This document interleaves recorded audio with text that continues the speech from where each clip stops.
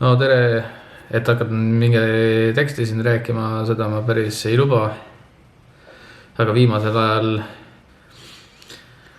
on üht-teist oma loomeprotsessi käigus tekkinud mõtteid, ideid, kogunenud siia tagakunkusse. Ning mis siin ikka salata, et ka vähekene tähelepanu all neid avalikult lahti mõtestada ja siis selle eskaleerudes tekivad ka mingisugused omad uued pusletükid, mille najal pilti tervikuna kokku panna on, ma arvan, et parim võimalik variant üldse, mis veel olla saab. Nii et ilma pikemalt mingit loengut pidamata lihtsalt teretan, kes viitsivad aeg-ajalt mu tegemistel silma peal hoida ja niisama kuulata, mis head juttu ma räägin, et selle tarvis ei ole vaja mürki võtta ega mingisuguseid okutiltseid rituaalegi pidada, et me oleme siuke Eesti rahvas, lihtne, maalähedane, kunagi Taara usust välja kujunenud metsavendade koosluses kujunenud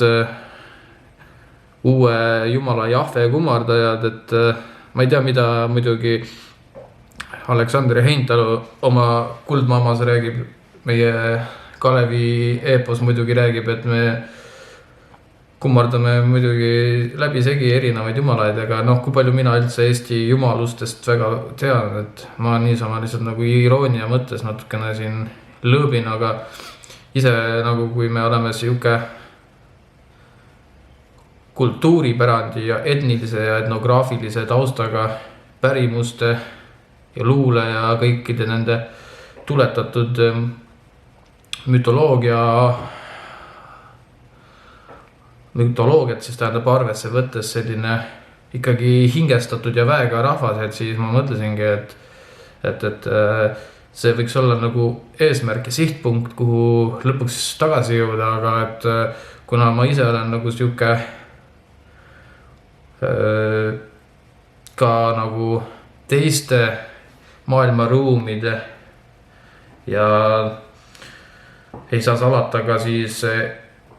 iidsete kultuuride, usundite ja traditsioonide suur huviline olnud juba tegelikult oma keskkooli pärast järgset, siis vaikselt olengi uurinud ja kaardistanud nagu oma mingit sellist nägemust. Et mis mind nagu paelub, on pigem see selline usuline, vaimne, spirituaalne inimese arengut hõlmav joon kogu selle õpitu juures. Ja siis ma aeg-ajalt ikka nagu tuletan endalegi meelde, et nagu kui loll ma saan samas olla ja teistpidi ikkagi ei saa salata, et peab ka ennast austama ja armastama, muidu see vaatajate tähelepanugi võib arvamuslikult kujuneda selliseks mahatampivaks ja lõpuks terve kuulajaskond nagu ongi selline suur rühmitus, kes tõrjub lihtsalt massi elust sellise erudeerunud mõtleja ja teistmoodi mõtleja lihtsalt välja, nii et ega meil kõigil ikkagi see selline oma taak anda mingis mõttes, et mina pigem oma sellise peale keskkooli kujunemise ja see korra ülikoolis olemist ka ikkagi teadsin juba aimselt ja osaliselt teadvustasin, mida ma teha tahan ja vaikselt nagu kogu aeg ikkagi liikusin selles suunas, et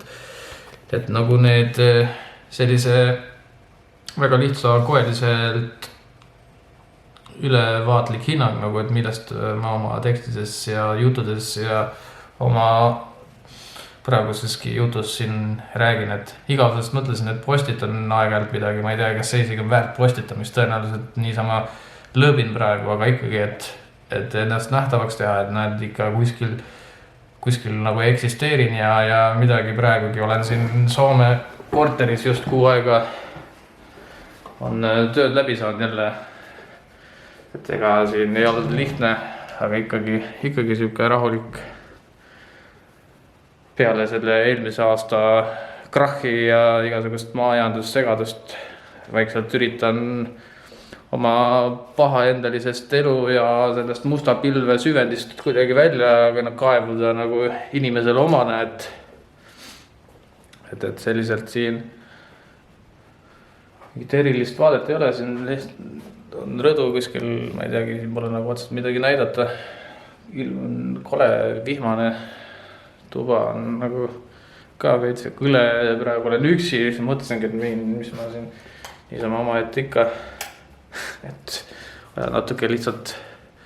niisama kellegi lõbustamiseks igavusest saab söögi kõrvale vaadata, kuidas üks ära kadunud indiviid kuskil oma aju arendab, et õhtu terviseks nädalavahetus käes kohe, et mis siin siis salata, et endalgi nädalavahetusel palju tegemisi plaanis. Et jah, loodan, et jõuan ka rahva ja Eesti rahva sekka millalgi ja siis saab vähe nagu sisukamalt rääkida ja mõtestada oma tegemisi, et praegu niisama lihtsalt, et taevas teid siis õnnistaks ja ka kui ma juba nagu religioonist korra pajatasin, aga ma ise nagu ei ole nagu nii suur usu suhtes mingit valikut teinud, et ma mingit kindlat religiooni nagu kummardaksin, aga ma pean ikkagi usku ja religiooni ikkagi inimese arengu osas väga väärtuslikuks astmeks. Et nagu ka Maslowi püramiid räägib meile inimese arengust psühholoogilises nagu mõistes, et siis ikkagi on see oluline vaimsus ja spirituaalsus, mille põhijooneks on ikkagi ju virgumine ja valgustumine, et ega ma soovin ka olla valgustatud ja lõpuks võib-olla isegi natukene targemat juttu rääkida. Nii et igal juhul olge mõnusad ja siis ma ka üritan olla